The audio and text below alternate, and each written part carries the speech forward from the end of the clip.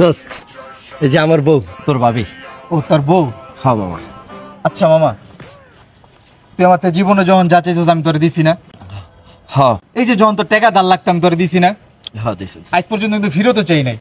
না না চাস নাই তো। তোর যখন বাইক লাগতো চাওয়ার লগে লগে তোর বাইকের চাবি দিয়ে দিতাম। ওই যে বাইক দিয়ে যে ঘুরতাম ওরই বাইক ছিল।